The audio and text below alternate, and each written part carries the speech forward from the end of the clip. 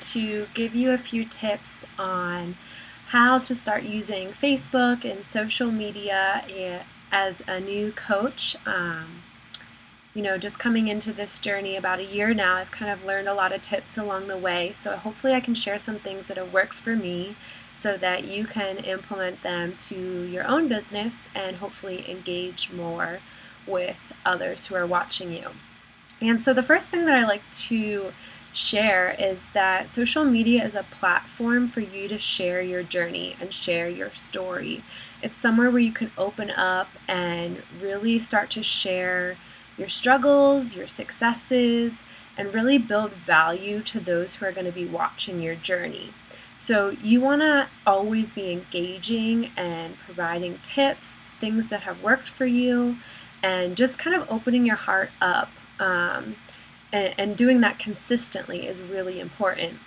So the one thing that I've really learned is that it's really overwhelming when you first start and you feel like you need to learn everything, and it's so exciting and you've seen great results maybe and you just want to blurt it all out there.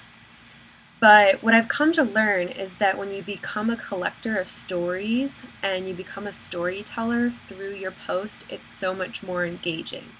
So if you've ever heard the saying that facts tell, stories sell, it's so true. I could sit there and list off every Shakeology ingredient for you and tell you exactly what it does. And if I messaged you that, you probably would have stopped answering me because you don't really care about that. Instead, people care about, okay, Shakeology has made my hair grow better, my skin is clear, I have more energy, I am willing to eat better because I have this fuel foundation of nutrition, and that kind of means more to see how you're changing and what you're excited about than just blurting out, well, it's $140 and it includes X, Y, and Z. Like, no one wants to be a salesperson. So really focusing on sharing that story is so important and making sure that it's your story and how you're feeling. It's always great to include your family and your friends because they're definitely part of your journey, but just make sure it's coming from your heart first and foremost. So the way that you kind of do this is you build emotion, and you want to build posts that are going to be engaging, and that usually starts with a photograph or some type of video. Video is becoming more popular as we start getting more technologically savvy, but definitely having an engaging image. And that doesn't mean that you just go to Pinterest and grab a quote and throw it up there just for the sake of it. That also doesn't mean you just take pictures of your family all day and post them, or pictures of your cat all day. If there's no story behind it, I hate to break it to you, but people don't really care about your cat. And I'm not saying that every post has to be super vulnerable and deep, but have a story behind it. If you're going to post a picture about your cat, say, I was going to work out today and I got on my yoga mat and this little guy came over and gave me a nudge to keep going. Something motivational that's going to be cute and going to keep people's attention for more than a scroll through your image. So just kind of think about that when you are doing images. I like to take pictures if I'm dressed up or out somewhere and just kind of stock them and save them in my phone, because you don't have to post a picture exactly when it happens. I'll take workout selfies and stock them up, and maybe some days I don't really look that great, or it's not a great picture, or I'm not feeling the best about myself, but I have a picture from last week that is killer and it'll work perfect for what I want to say. So don't be afraid to kind of stock those up, and whenever you're kind of in a slump, you can bring that back. You have to think about when you're posting, someone's not going to buy into a image from Beachbody that says the challenge pack's on sale for $140 and it includes Shakeology and 21-day fix. That's so salesy, and I hope that none of you would consider posting that, because you're sharing your story. Remember, you are the coach. You are the value that someone is going to buy into. So you need to think about what is going to separate you from 300,000 other coaches out there who could easily copy and paste from the Beachbody website. I would advise you not to do that because people are going to keep scrolling. I mean, think about it. When you go on your phone, you just keep going and going and going until something catches your eye. And you want that one image to catch someone's eye so they keep reading or they keep watching what you're doing. So again, just remember that you don't want to show someone else's story. You want to show your own. Keep it engaging and really make it your own. If you find a quote on Pinterest you love, like find an image of yourself or somewhere you've traveled and throw it up on there so it's completely uniquely yours. Another thing to think about is there is a prime posting time for Facebook and Instagram, mostly all social media, but primarily Facebook has a mathematical algorithm, and I won't get too technical, but basically think about when you go on social media. Most likely, if you are working full-time, you're going to go on between 7 a.m. and 9 a.m., maybe at lunch around noon, and then probably after you get home from work, so 7 p.m. to 9 p.m. So these are the prime posting times that you want to think about posting. I would highly advise it because what Facebook does is the more likes and comments you get on your post, the more people they open your post up to. So if you didn't know this already, your posts only go out to about 5 to 10% of your Facebook friends. So the more engagement you can get on your post, the more friends that Facebook opens your post up to. So without getting too difficult, you want to hit those prime times to post so it's more likely for people to engage with it and more people to see it, because that's obviously what you're trying to do, get your message out. So the best way to do that is really think about putting a call to action or a question at the end of some of your posts. Again, it's all about mixing it up, tweaking it here and there, seeing what works for you. But if you are wanting to do a challenge group, ask someone to leave their email in the comments if they want more information or to message you. The more information you can collect with people, this will be helpful down the line when you want to invite them again to a group or something that's going on. So just kind of think about that. I hate to see when coaches post at 2 o'clock in the afternoon and they get 4 likes on a before and after picture that is so rocking, but no one's on Facebook at 2 o'clock. And that might be different for everybody. You know, if you're focusing on an audience that is a stay-at-home mom, that might be a good time when your kids are napping. So you just got to kind of think about your audience and what you're posting and try new things and see what works. But that's kind of a general guideline that I've been following. Another thing is when you have a link or a video, it's ideal to directly post that, especially videos, to Facebook.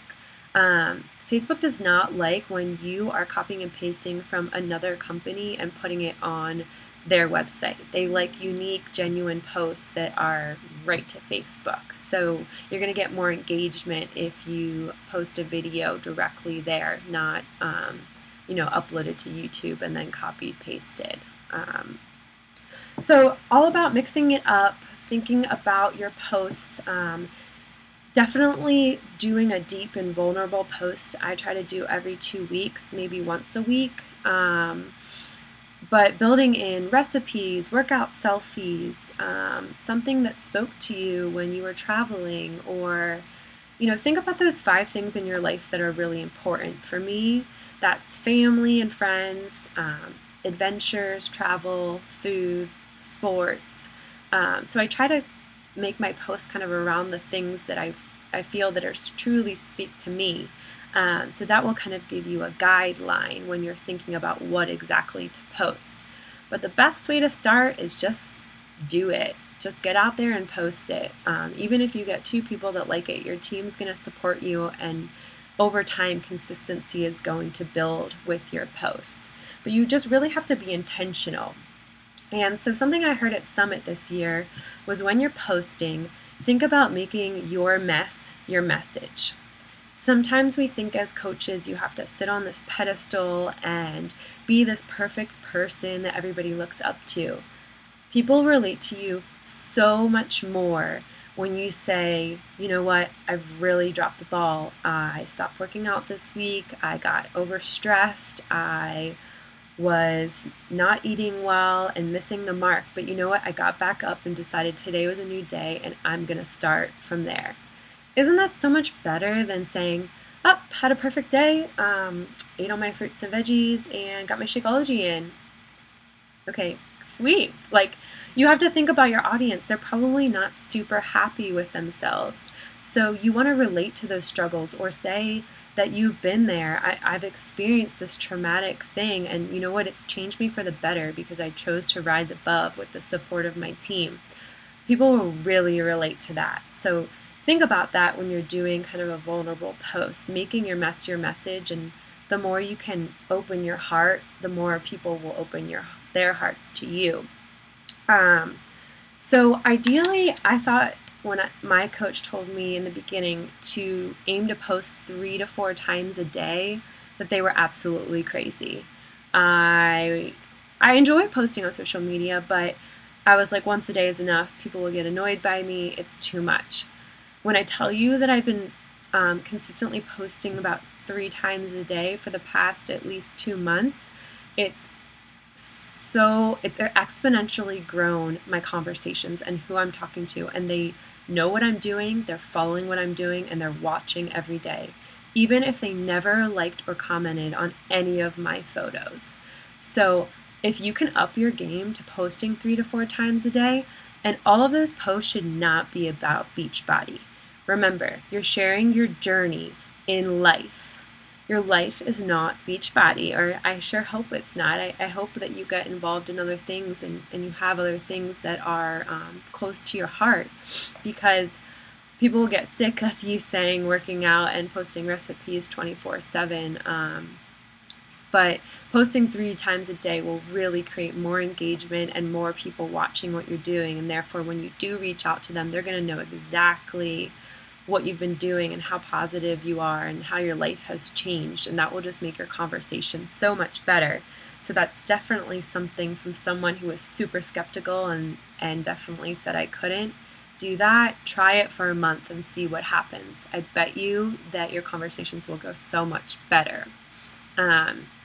And on that note, when you are promoting challenge groups or clean eating groups, I usually try to post those Sunday nights or Monday nights, because most people splurge on the weekends. They overeat or they overdrink or they don't sleep well, they go out. They're just not as regimented as they would be during the week when they have a set schedule.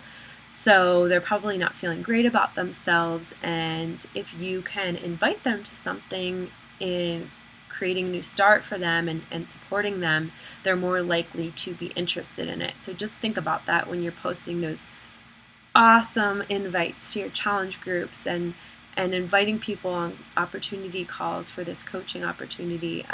They're more likely to listen in on Sunday nights and Monday nights is what I've found.